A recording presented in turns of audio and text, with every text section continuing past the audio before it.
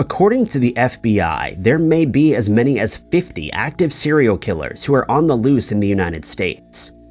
These notorious criminals may have committed their violent crimes several decades ago or in more recent years, but never faced jail time for what they did. As scary and evil as these people may be, the scariest aspect of their stories may be the fact that they could still be out there, claiming new victims. Number 5. A non-profit charity called the Murder Accountability Project uses an algorithm to identify patterns in murder records. The system looks for groups of victims with traits in common, like gender and geographical location, in order to find serial killers. One frequent tool is to look for regions where the murder clearance rates are lower. That means fewer cases are solved, which can be drastically affected by the presence of a serial killer. When the Murder Accountability Project looked for patterns in Chicago in 2018, they were able to pick up on 51 unsolved murders of women since 2001 with patterns in common. In almost all cases, victims were Black women and most were street workers. Most had lost their lives in the same way, and typically their remains were found outdoors in places like alleyways, abandoned buildings, garbage bins, and parks. They tended to be found with only some or no clothes on, and almost all of the victims were found in the same 3 police districts, areas that historically have high violent crime rates. The evidence also suggested that the killer responsible for these deaths found most of his victims along the same specific north to south route. Aside from these 51 unsolved cases, 25 other similar cases have successfully been solved, with 13 arrests made. But the Chicago Police Department has faced some criticism over the years for ignoring the many other unsolved cases. In many of these cases, police did not interview family, friends, or even neighbors of the victims. Fortunately, in April of 2019, the Chicago Police Department finally began investigating the deaths as the potential work of a single serial killer. Today, people colloquially refer to this killer as the Chicago Strangler. In fact, in 2022, a documentary series called The Hunt for the Chicago Strangler premiered, exploring the ongoing struggle to find answers in this case. But after all this time, no specific killer has been identified, and the police have been unable to conclusively link the various cases. It is still impossible to say definitely that there was only one serial killer involved, but fear of the Chicago Strangler lives on in the city. Number 4. One of the creepiest unsolved cases of a serial killer at large began in Atlanta, Georgia in 1977. Just after midnight on January 16, 1977, a couple had driven to Adams Park in Atlanta to be alone. One was a 26-year-old named LeBrian Lovett, and his girlfriend was a 25-year-old named Veronica Hill. But after the couple had parked the car, they were approached by someone discharging a weapon through the front window. They were both severely wounded, but Lovett tried to drive away to get help. Unfortunately, his injuries were too serious, and he lost control going through an intersection, hitting a street sign. When paramedics came, both Lovett and Hill were alive, but they succumbed to their injuries at the hospital. Another case like this one happened almost a month later, but luckily the victims survived the attack. It happened early in the morning on February 12th. The victims were another young couple with the names Dennis Langston and Detira Tatum. The two were in a parked car in West Manor Park when they were approached by someone with a weapon. But while they were left with serious wounds from the attack, they were taken to the hospital and managed to make a full recovery. In their testimony, Langston and Tatum described the assailant as a tall black male, but they were unable to identify him further. Police were able to test the bullets from the weapon the perpetrator had used in this second attack. They matched the weapon from the first attack, but these two couples wouldn't be the only victims of an attack by this unknown serial killer. On March 12th, a 20-year-old named Diane Collins was with her fiancé at Adams Park, the same park as the first couple. They were approached and attacked the same way as the other two couples. Collins' fiancé survived a head wound, making it home to call for an ambulance, but Collins wasn't so lucky, and she lost her life. Once again, police were able to connect the weapon used to the previous 2 cases. The case became known as the Atlanta Lovers Lane murders, and detectives began investigating the patterns in these cases.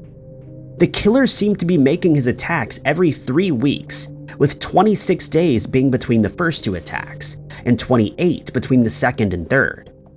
Following this logic, police were prepared to catch the killer at Adams Park or West Manor Park between the 6th and 8th of April, 3 weeks after Collins's death.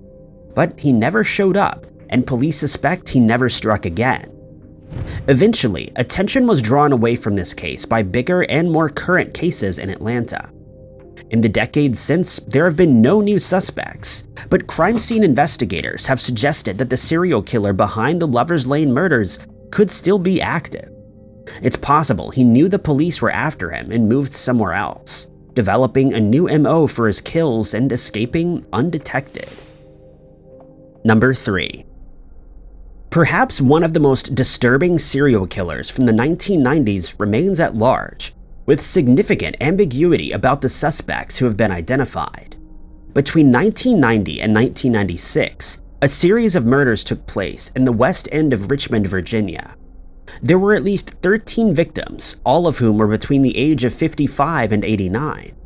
The vulnerability of these elderly victims led to an outrage in Richmond, where extra precautions were taken, including the formation of citizens' patrols. The tragedy became known as the Golden Years murders for the age of the women who lost their lives. In July of 1996, only 3 months after the last of these killings, a 51-year-old mentally ill man named Leslie Burkert was arrested for trespassing. But to the surprise of the police, he confessed to more, the killing of 3 unhoused men in the city. He was sentenced to life in prison, but only a few years later, Burkert came forward with a second stunning confession. He confessed to 4 of the Golden Years murders: Jane Foster, Elizabeth Siebert, Mamie Verland, and Lucille Boyd. In his testimony, Burkert apparently seemed to give information that seemed to confirm he was telling the truth, information that he couldn't have known if he wasn't involved in the killings. But while Burkert remained a main suspect for the person responsible, he was never charged because there was not enough direct evidence. But the story gets more complicated here.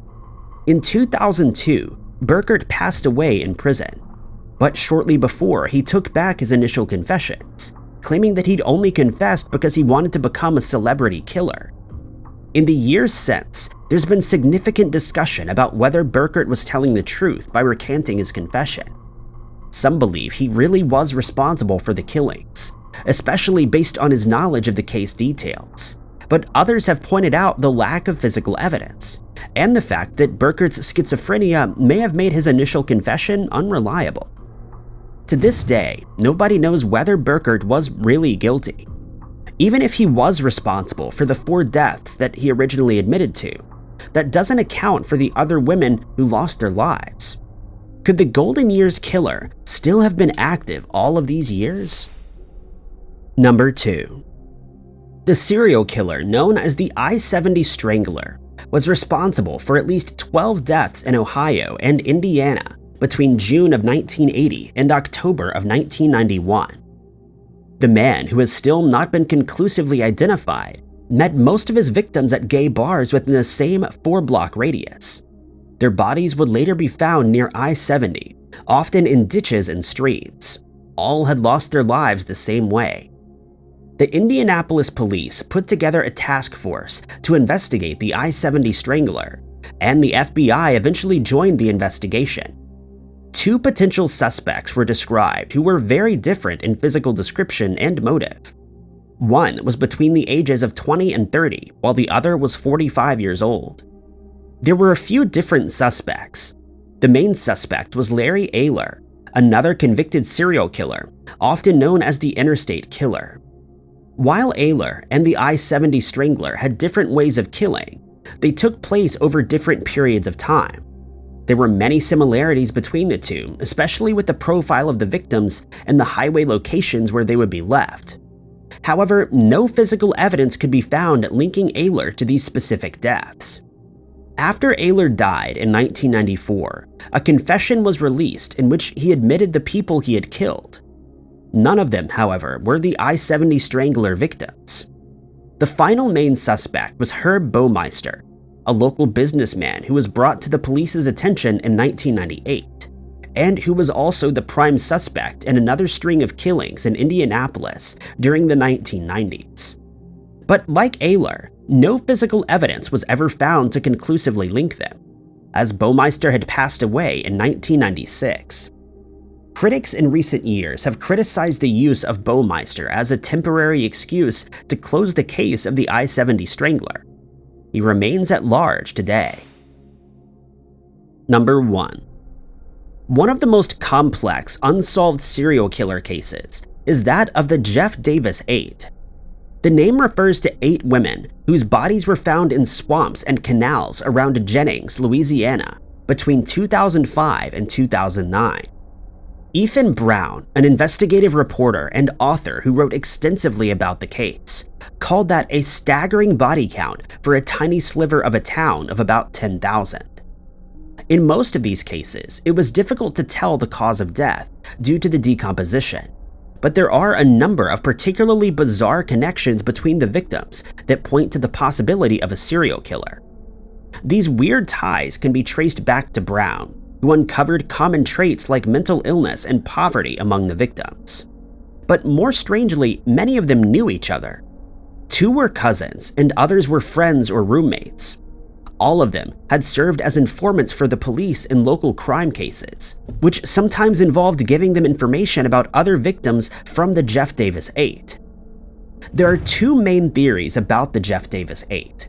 Many think a serial killer is the culprit, based on the traits in common among the victims. Several suspects were arrested, but there was never enough evidence to charge anyone. But Brown and some other reporters think that the real story involves a conspiracy of corruption and misconduct in the police department. There have been many reports of discarding evidence around several of the cases. Even the simple fact that these 8 murders remained unsolved may be suspicious. No progress has been made on the case in years. Now, many of the victims' families also believe the police were involved. When we think of serial killers, it's easy to believe we could spot a psychopath if we saw one. But perhaps the scariest idea of all is that some of the country's scariest serial killers may be living right under our noses. Thank you guys so much for watching. If you liked this video, be sure to hit that like button. Also, don't forget to subscribe and click that notification bell to keep up to date with all of our future uploads. But my name is Ty Knotts, and I'll catch you guys in the next video.